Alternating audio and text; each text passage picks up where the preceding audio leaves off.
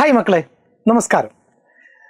9ാം ക്ലാസ്സിലെ അരുവിപ്പുറത്ത് നിന്ന്, കേരള പാഠാവലിയിലെ അരുവിപ്പുറത്ത് നിന്ന് ഒരു സന്ദേശം എന്ന പാഠഭാഗം ശ്രീനാരായണ ഗുരുവിൻ്റെ ഒരു അനുഭവ തലം നമ്മുടെ മുന്നിൽ അവതരിപ്പിക്കുന്ന ഒരു പാഠഭാഗമായിരുന്നു അത്, അല്ലേ? അദ്ദേഹം ഒരു വേദിയിലേക്ക് വന്നിരിക്കുന്ന സമയത്ത് തൊട്ടുകൂടായ്മയുടെ ഒരു ഭാഗം അദ്ദേഹം കാണുകയും അതിനകത്ത് മനസ്സ് വേദനിച്ച് കണ്ണ് നിറച്ചുകൊണ്ട് അവരെ തൻ്റെ കൂടെ കയറ്റിയിരുത്തുകയും അങ്ങനെ താൻ ജനങ്ങളോട് പറയേണ്ട വാക്കുകൾ തൻ്റെ ജീവിതത്തിലെ പ്രവൃത്തിയിലൂടെ തന്നെ ആര് കാണിച്ചു കൊടുക്കുന്നുണ്ടായിരുന്നു? ശ്രീനാരായണ ഗുരു കാണിച്ചു കൊടുക്കുന്ന ഒരു ഭാഗം അരുവിപ്പുറത്ത് നിന്ന് ഒരു സന്ദേശം എന്ന പാഠഭാഗത്തിൽ നമ്മൾ എന്ത് ചെയ്തു? പരിചയപ്പെട്ടിട്ടുണ്ട്. അതിൻ്റെ ചോദ്യോത്തരങ്ങൾ നമുക്ക് എന്ത് ചെയ്യാം? ഇവിടെ ഒന്ന് പരിചയപ്പെടാം. നോക്കുക, അരുവിപ്പുറത്ത് നിന്ന് ഒരു സന്ദേശം. പി.കെ. ഗോപാലകൃഷ്ണന്റെ കൃതിയായിരുന്നു. വൈജ്ഞാനിക സാഹിത്യകാരൻ എന്ന നിലയിൽ തൃശ്ശൂർ ജില്ലയിലെ പാപ്പിനിവട്ടത്ത് ജനിച്ചു. ഡെപ്യൂട്ടി സ്പീക്കറാണ്, കേരള സാഹിത്യ അക്കാദമി അംഗം, കേരള സർവകലാശാലയുടെയും കാർഷിക സർവകലാശാലയുടെയും സെനറ്റ് അംഗം, പത്രാധിപർ തുടങ്ങിയ നിലകളിലെല്ലാം സേവനമനുഷ്ഠിച്ചിട്ടുണ്ട്. കേരള നിയമസഭാ അംഗമായും സേവനമനുഷ്ഠിച്ചിട്ടുണ്ട്. പ്രധാന കൃതികൾ: കേരളത്തിൻ്റെ സാംസ്കാരിക ചരിത്രം, ശ്രീനാരായണ ഗുരു, വിശ്വമാനവികതയുടെ പ്രവാചകൻ, ജൈനമതം കേരളത്തിൽ, സംസ്കാരധാര, ഒ ചന്തുമേനൻ തുടങ്ങിയവയാണ്.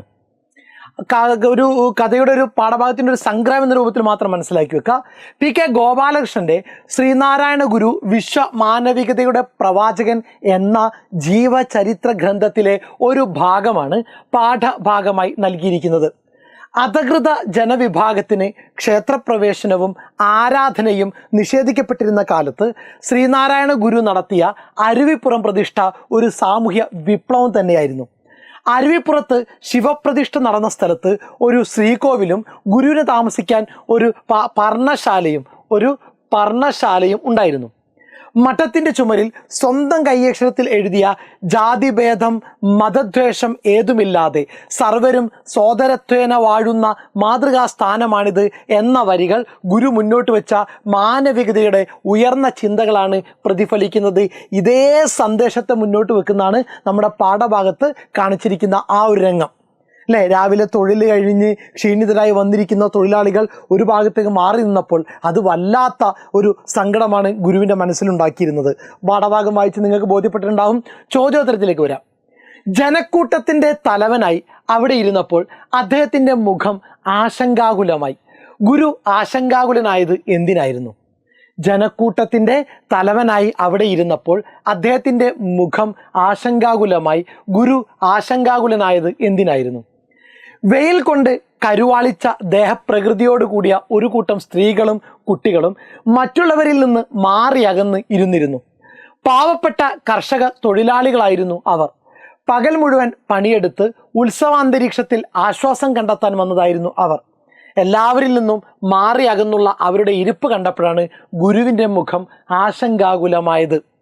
വെയിൽ കൊണ്ട് കരുവാളിച്ച ദേഹപ്രകൃതിയോട് കൂടിയ ഒരു കൂട്ടം സ്ത്രീകളും കുട്ടികളും മറ്റുള്ളവരിൽ നിന്ന് മാറി അകന്ന് ഇരുന്നിരുന്നു. പാവപ്പെട്ട കർഷക തൊഴിലാളികളായിരുന്നു അവർ. പകൽ മുഴുവൻ പണിയെടുത്ത് ഉത്സവാന്തരീക്ഷത്തിൽ ആശ്വാസം കണ്ടെത്താൻ വന്നതായിരുന്നു അവർ. എല്ലാവരിൽ നിന്നും മാറി അകന്നുള്ള അവരുടെ ഇരിപ്പ് കണ്ടപ്പോഴാണ് ഗുരുവിൻ്റെ മുഖം സങ്കടം കൊണ്ട് നിറഞ്ഞത്, അല്ലെങ്കിൽ ആശങ്കാകുലമായത്. സെറ്റ്. ദെൻ നെക്സ്റ്റ്, യുഗങ്ങളായി പാലിച്ചു വന്ന ആചാരത്തിൽ നിന്നുള്ള വ്യതിയാനത്തിൻ്റെ നിശബ്ദ സന്ദേശം ജനഹൃദയങ്ങളിൽ ആഞ്ഞുപതിച്ചു. ഏത് ആചാരത്തെക്കുറിച്ചാണ് ഇവിടെ പറയുന്നത്? യുഗങ്ങളായി പാലിച്ചു വന്ന ആചാരത്തിൽ നിന്നുള്ള വ്യതിയാനത്തിൻ്റെ നിശബ്ദ സന്ദേശം ജനഹൃദയങ്ങളിൽ ആഞ്ഞുപതിച്ചു. ഏത് ആചാരത്തെക്കുറിച്ചാണ് ഇവിടെ പറയുന്നത്? ജാതിയുടെ പേരിൽ മനുഷ്യരെ വേർതിരിച്ചു നിർത്തിയിരുന്ന ആചാരത്തെക്കുറിച്ചാണ് ഇവിടെ പറയുന്നത്. കർഷക തൊഴിലാളികൾ പകൽ മുഴുവൻ പണിയെടുക്കുന്നത് പണക്കാർക്ക് വേണ്ടിയാണ്. ശ്രീനാരായണ ഗുരു വിളിച്ചു ചേർത്ത ഒരു യോഗത്തിൽ പങ്കെടുത്ത കർഷക തൊഴിലാളികൾ ഈ വിവേചനം അനുഭവിച്ചിരുന്നവരായിരുന്നു. അതുകൊണ്ടാണ് കൂട്ടത്തിൽ നിന്ന് മാറി അവർ ഇരുന്നത്. ഇത് ഗുരുവിനെ വേദനിപ്പിച്ചു. അവരിൽ നിന്നും 2 കുട്ടികളെ വിളിച്ച് ഗുരു ഇടത്തും വലത്തുമായി ഇരുത്തി. മറ്റുള്ളവരെ പോലെ ഇവരും ദൈവത്തിൻ്റെ മക്കളാണ് എന്ന് ഗുരു പറഞ്ഞു.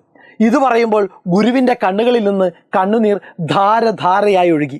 യുഗങ്ങളായി പാലിച്ചു വന്ന ആചാരത്തിൽ നിന്നുള്ള വ്യതിയാനത്തിൻ്റെ നിശബ്ദ സന്ദേശം ജനഹൃദയങ്ങളിൽ ആഞ്ഞുപതിക്കുന്ന നിമിഷങ്ങളായി അത് മാറി. സെറ്റാണോ? ഒന്നുകൂടി നോക്കിക്കേ, ജാതിയുടെ പേരിൽ മനുഷ്യരെ വേർതിരിച്ച് നിർത്തിയിരുന്ന ആചാരത്തെക്കുറിച്ചാണ് ഇവിടെ പറയുന്നത്. കർഷക തൊഴിലാളികൾ പകല് മുഴുവൻ പണിയെടുക്കുന്നത് പണക്കാർക്ക് വേണ്ടിയാണ്. ശ്രീനാരായണ ഗുരു വിളിച്ചു ചേർത്ത ഒരു യോഗത്തിൽ പങ്കെടുത്ത കർഷക തൊഴിലാളികൾ ഈ വിവേചനം അനുഭവിച്ചിരുന്നവരായിരുന്നു.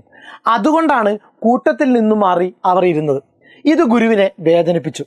അവരിൽ നിന്നും 2 കുട്ടികളെ വിളിച്ച് ഗുരു ഇടത്തും വലത്തുമായിരുത്തി. മറ്റുള്ളവരെ പോലെ ഇവരും ദൈവത്തിൻ്റെ മക്കളാണ് എന്ന് ഗുരു പറഞ്ഞു.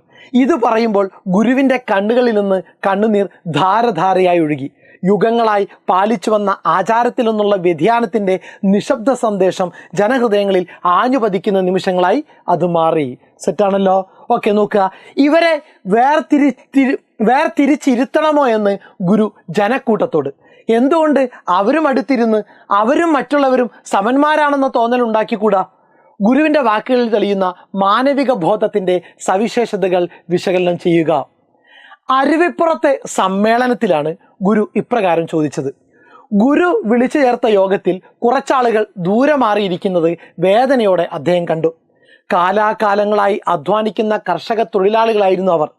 ജാതിയുടെ പേരിൽ മാറ്റി നിർത്തപ്പെട്ടിരുന്നത് കൊണ്ടാണ് അവർ മറ്റുള്ളവരിൽ നിന്ന് അകലം പാലിച്ചിരുന്നത്. അവരും ദൈവത്തിൻ്റെ മക്കളാണെന്നും അതുകൊണ്ട് അവരെ വേർതിരിച്ചിരുത്തണമോ എന്നും ഗുരു ജനക്കൂട്ടത്തോട് ചോദിച്ചു. എല്ലാവരും ചേർന്നിരുന്ന് അവരും സമന്മാരാണ് എന്ന തോന്നൽ ഉണ്ടാക്കാമല്ലോ എന്നാണ് ഗുരു പറയുന്നത്. സെറ്റാണല്ലോ? ഓക്കെ. ജാതിക്കും മതത്തിനും അപ്പുറത്ത് സാഹോദര്യത്തിനാണ് ഗുരു പ്രാധാന്യം നൽകിയത്. ജാതിയുടെയും മതത്തിൻ്റെയും പേരിലുള്ള വേർതിരിവുകളെയും അനാചാരങ്ങളെയും അദ്ദേഹം തള്ളിക്കളഞ്ഞു. മനുഷ്യവംശം ഒന്നാണെന്ന സന്ദേശമാണ് ഇതിലൂടെ ഗുരു നൽകുന്നത്. ജാതിഭേദവും മതദ്വേഷവുമില്ലാതെ എല്ലാവരും സഹോദരത്തോടെ കഴിയുന്ന മാതൃകാസ്ഥാനമായാണ് ഗുരു നാടിനെ കണ്ടത്. സെറ്റാണോ? Okay, thank you. അപ്പം എന്ത് ചെയ്തോളാം, നന്നായിട്ട് പഠിച്ചോളുക. നിങ്ങളുടെ വിലയേറിയ നിർദ്ദേശങ്ങൾ തീർച്ചയായിട്ടും എന്ത് ചെയ്യണം മക്കളെ, കമൻറ്റ് ബോക്സിൽ രേഖപ്പെടുത്തണം. Okay, thank U.